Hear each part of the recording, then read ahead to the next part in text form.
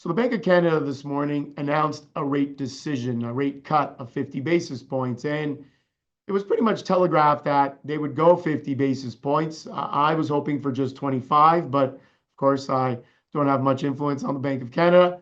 But overall, they thought 50 basis points was the better way to go. And not sure that this is the better way. Obviously, we went through in 2022 a series of about 10 rate increases. Now in 2024, these have been followed by 4 or 5 rate decreases. Just as fast as rates were increased, we're seeing the rates decreased. And in my opinion, I just don't think these rate movements, interest rate movements, really have enough. We haven't given them enough time to affect the economy so that we could see, the Bank of Canada could see the effects of these rate movements. And that's my fear. We raise rates so fast. Now we're cutting rates so fast. Begs the question, should we have raised as much as we did? And I just don't want to be around 6 months from now talking about, well, maybe we cut too fast and inflation is going higher and now we have to raise again. So that's the worry that I have. And it's something that I understand the Bank of Canada is doing their best. There's a lot of moving parts, which we'll discuss in a moment. And it definitely makes the job of the head of the Bank of Canada, Tiff Macklem, it makes his job very, very difficult. Our first chart here shows the Bank of Canada key interest rate versus inflation. And you will see that our key interest rate now, Bank of Canada rate is now 3.25%, down from 3.75%. Inflation rate, our most recent reading of inflation in Canada is 2%, right at target. So we still have a little bit of room there, a little bit of room to cut rates if we need to, if the Bank of Canada needs to. But again, I'd be a little bit cautious in continuing to cut rates as aggressively as they have. What does the rate cut do of such a magnitude? And telegraphing those rate cuts in advance, what does that do to our dollar?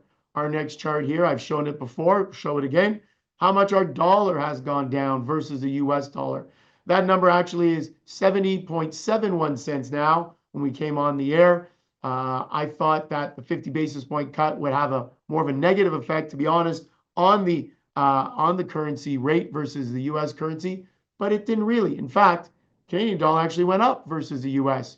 But I think that if the US cuts a quarter point next week and then takes a bit of a pause, and if the Bank of Canada would continue to cut rates in the new year, perhaps we see for the first time in many years our dollar fall below 70 cents versus the US dollar. So got to keep that in mind. And I think the Bank of Canada will have to keep that in mind as well. Our next chart here shows the unemployment rate. Unemployment rate in Canada ticked higher to 6.8%, up from 6.5%. Highest reading that we've seen in unemployment in quite a while. Even though we grew 51,000 jobs in the month of November, still didn't help keep our unemployment rate down. We obviously saw or had a number of people looking for jobs, number of people filing for unemployment insurance. And we're seeing this rate, as you can see here in the chart, tick up so slightly. And in my opinion, this was the number one factor for why the Bank of Canada, instead of cutting a quarter point, cut 50 basis points.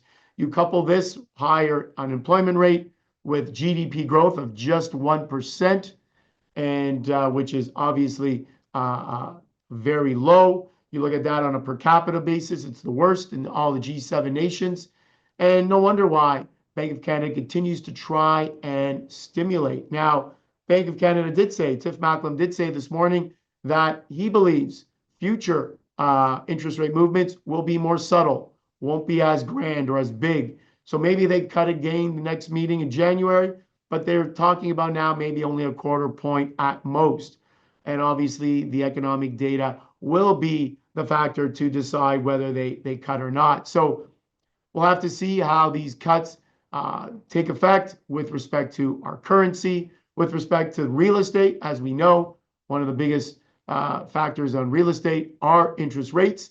And we know that the housing market's starting to heat up in the GTA a little bit.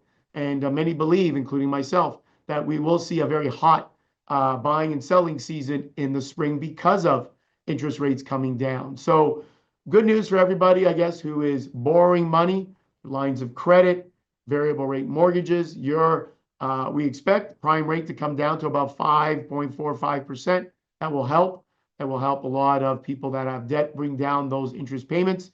But all those that are at fixed rates, those actually will not come down. And so you have to be very careful what you do if you're renewing a mortgage going forward, whether you want to go fixed or variable.